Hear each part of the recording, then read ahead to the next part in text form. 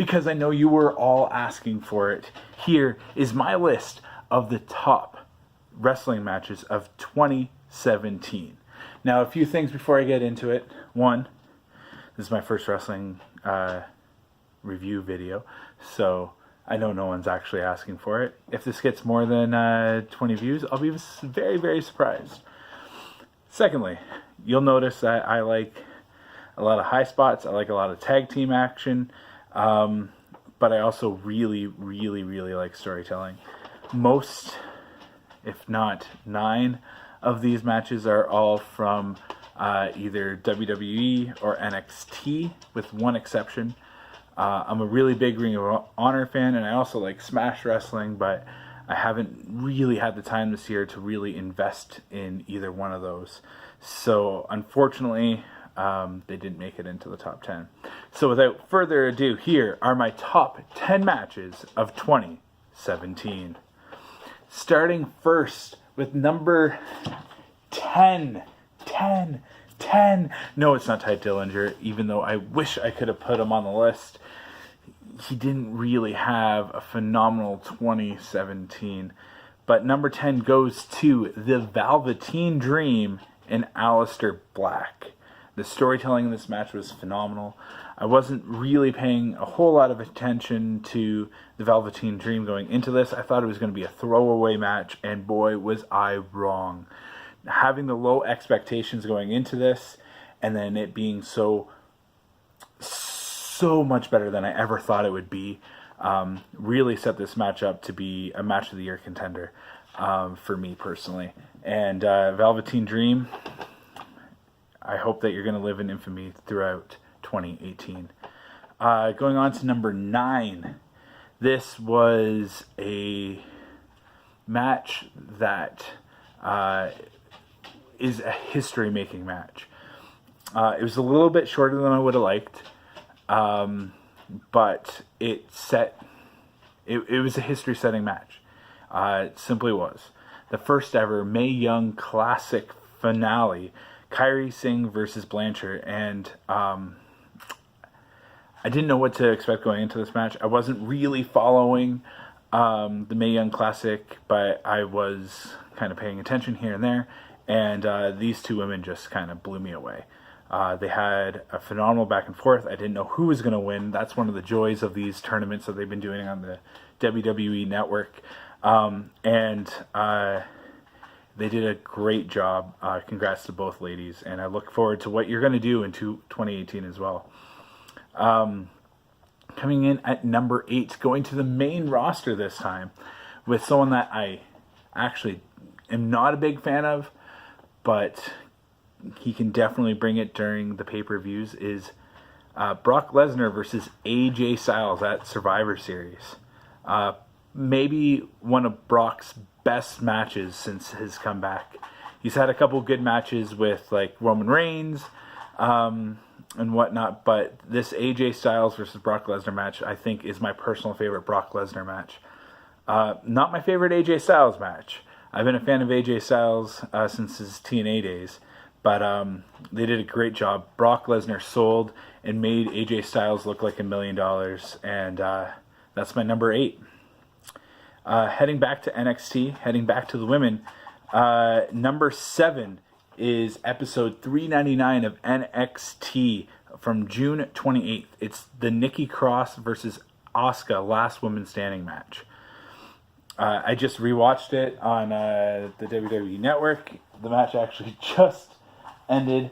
It's I can't believe that the women are allowed to do what they're allowed to do now. It reminded me and brought me back to Lita versus Trish and some of those hardcore matches that they had, and they can just really go. Those two put on a clinic, and a well-deserved top 10 spot in any list, in my opinion. And they come in at number 7. I'm expecting really big things from Nikki Cross, and I'm really hoping that they continue to use Asuka well on the main roster. Coming in at number 6, I actually thought this match was going to be higher on the list because I love spot fests. They get me excited. They make me jump off my feet. And this match had everything that I like. Going into it, expectations were high. I never saw the original, but NXT War Games at NXT War Games was jaw-dropping. It was amazing. It had more than I ever would have expected, and I can't say enough good things on this match. I almost feel like I should have made it higher on the list, but competition this year was a phenomenal year to be a wrestling fan. A phenomenal year to like good storytelling, to like spot fests, to like gimmick matches, to like tag teams. Holy cow, the tag teams this year have been phenomenal. And NXT War Games is not my last tag team match on this list, and they did a phenomenal job. I love the Redragons, with Adam Cole winning this. It was great. Sanity was amazing, and so were the Authors of Pain. Not the last time they'll be on this list either. So moving on to the top 5. We have another tag team match. The New Day versus the Usos at Hell in a Cell. Wow. I'm so happy that the New Day got to come into this match, and they had fun. They were still very much the New Day, but they were super serious. The Usos came up with so many incredible ways of dishing out pain. It was like Tommy Dreamer of today with the Innovator of Violence with all the kendo sticks, and I loved it. The shot of Xavier Woods kind of on the ring post with the handcuffs, and then the Usos doing that, the breakup, the storytelling in this match I thought was phenomenal. I love this match, and proof that you don't have to go outside the cell in order to have a memorable Hell in a Cell match. I was enthralled. Such an amazing match. I loved it. The next match on my top matches of 2017. Number 4, DIY versus the Authors of Pain in the ladder match from TakeOver Chicago. This match was amazing. I thought DIY was going to break up, and then when they didn't break them up, I was like, okay, so they're going to win. And they didn't win. And I was like, what? What's going on? They did so many great things. I heard that Tommaso Ciampa was injured, so I was like, what's going on? Why are they keeping them together? Why didn't they just let Johnny Wrestling go off and do his own thing? What's going on?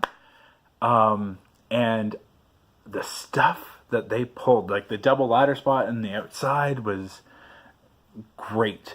And then when the Authors of Pain won, I was like, okay, makes sense. I guess one of them is injured, so that rumor was true.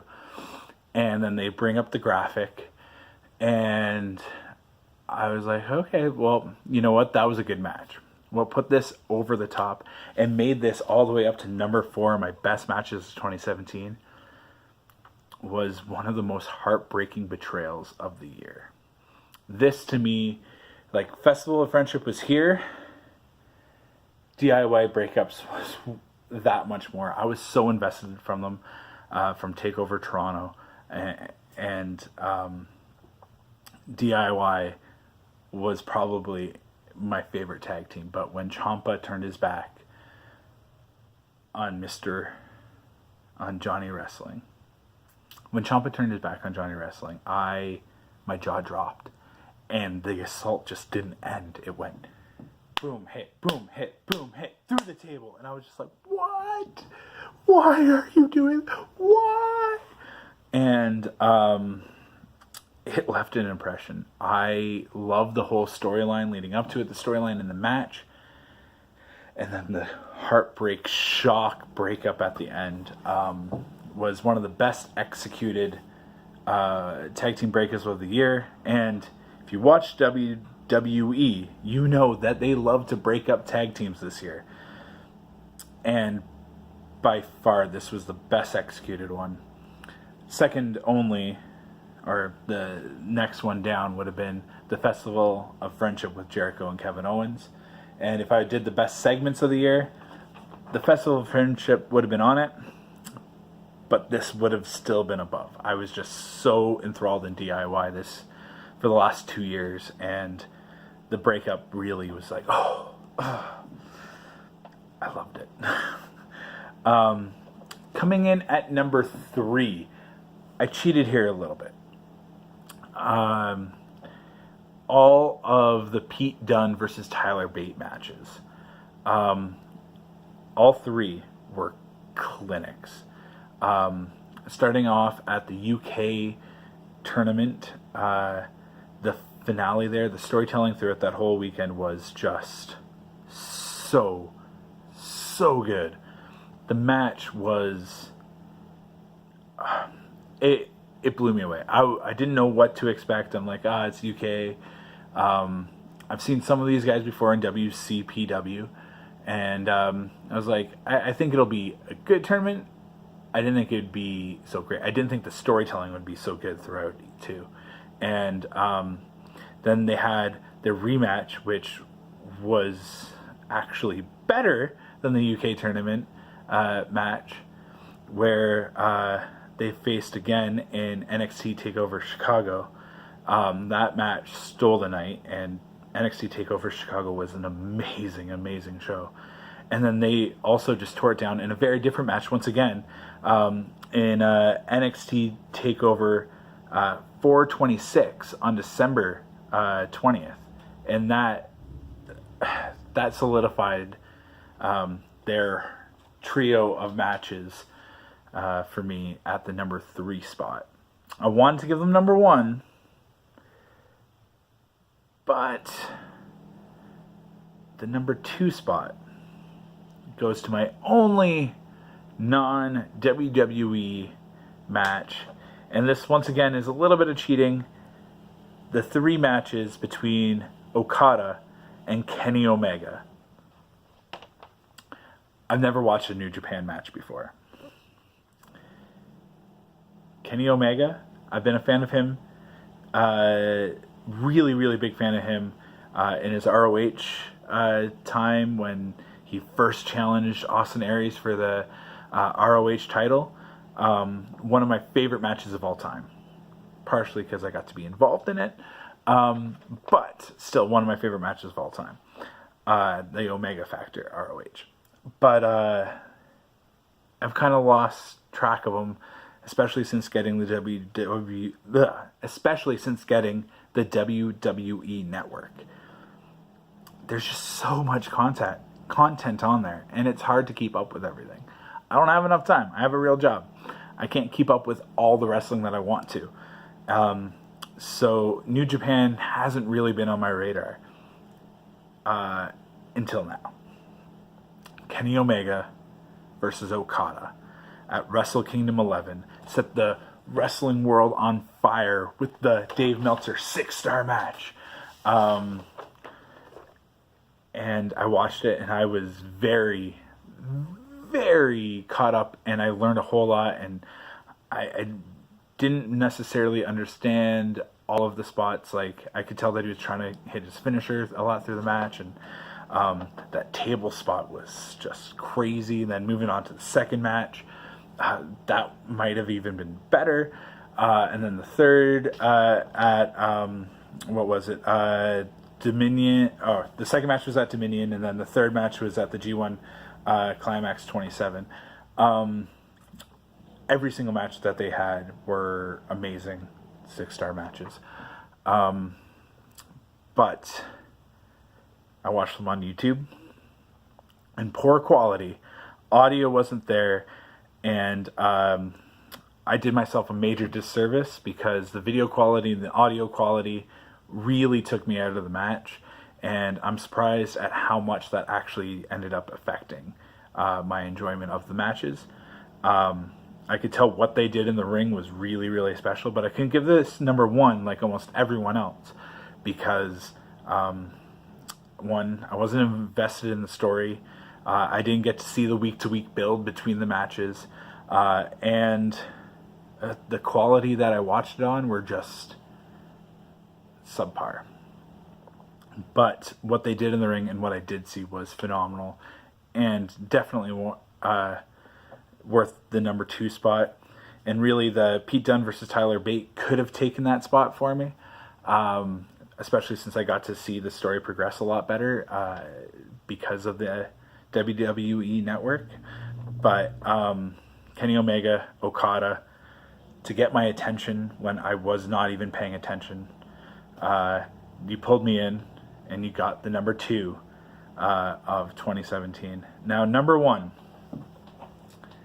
is going to come in a second. I'm going to do a couple honorable mentions. I know I'm heading on the 16-minute mark, so thank you for sitting with me if you have. Honorable mentions is the Elimination Chamber match at Elimination Chamber. Such great use of the cell. Bray Wyatt winning was phenomenal. I love that so much. And then WWE dropped the ball with Bray Wyatt, which kind of cheapened the Hell in a Cell match, unfortunately. Kevin Owens versus Shane McMahon at Hell in a Cell. Kevin Owens and Shane McMahon on top of that Hell in a Cell was breathtaking. Every single move. And I love when wrestling gets me to kind of lose my breath for a moment. I don't think this match is going to stand the test of time. I had some people that watched it not live, and they actually weren't a huge fan of it. So I think this match live was just absolutely phenomenal and worthy of the top 10 spot. But unfortunately, it doesn't stand up to second viewing the same as the first viewing, when you're just, every single move is like... So, yeah. And then my last honorable mention, which definitely probably deserves a top 10 spot, but I couldn't figure out what to take out, is the Finn Balor versus AJ Styles match at TLC. This match came out of nowhere. Thank you, mumps or measles or whatever it was. This match was phenomenal. The best thing on TLC, and maybe, yeah, the best thing on TLC for sure. This match was something I wanted ever since AJ and Finn Balor were on the main roster. The Balor Club facing off, I heard all about it. I knew all about their background. Didn't really get to see a whole lot of it, but this was a match that I've been waiting for. And to get it unexpectedly without the build-up, I'm really looking forward to the build-up happening and Vince McMahon taking notice. And I know they can do better. Why this did not make it on my top 10 list, because these two are going to tear down the house sometime in 2018, and I'm really, really looking forward to it. So, without further ado, what could my number 1 match be? I'll give you a couple hints before I reveal it. 1, I really love tag team matches. 2, my favorite pay-per-view of all last year was NXT TakeOver Toronto. Partially because I was there, but rewatching it, it was just as good. Hint number 3 is it's a tag team match. What could it be? I don't think this is on a whole lot of people's best match of 2017, but my favorite match of 2017 was the end of one of my favorite feuds of 2016. Revival versus DIY versus the Authors of Pain at TakeOver Orlando or Florida or whatever it was. Holy cow. This match got me excited throughout. Revival and DIY teaming up and doing each other's finishers was just, my jaw dropped. I loved it. I was invested in this tag team, this feud, for so long, and this was like one of the best payoffs I could have had. I didn't think Revival was going to win because of what they were going to do on the main roster. and I was really expecting them to go far on the main roster, but then injuries. But this match told such a beautiful story of those two teams. And then you work in the Authors of Pain. This match won me over to the Authors of Pain. These guys were, everything about this match was just so good, so well put together. And I am such a huge fan of this match. This match is by far my favorite storyline, my favorite execution of storyline, and one of my favorite tag team. This is tag team perfection, in my opinion. These guys did so much right. The emotion in this match was so high. The expectations were so high. And Authors of Pain did a good job of destroying our hopes with DIY winning, or the Revival winning. And if you haven't seen this match and you like tag team matches, you like good storytelling. The story between Revival and DIY was just so well told during this match. I loved it. And I'm not hearing anyone talk about it. Even to this point, I was like, did this match happen this year? I thought this match happened this year, and it did. 2017, or I guess last year, 2017 had my favorite tag team match since TLC with Edge and Christian, Hardys, and the Dudleys. That's how good this match was to me. So that is it. Thank you for watching. If you stuck with me during this time, I want to say thank you. Hopefully you enjoyed this. I did not realize that I was going to talk about wrestling for over 20 minutes. But it was fun to do so. And if this brings you any entertainment, let me know. If you want to see more videos like this, comment below. If you don't, then don't watch anything on my channel. I know my channel has a lot of weird things. If you like cat videos, I have a couple cat videos. Got a bunch of silly stuff. But if you guys like what I had to offer today, let me know. Otherwise, have a fantastic rest of your day. And I don't have a sign off.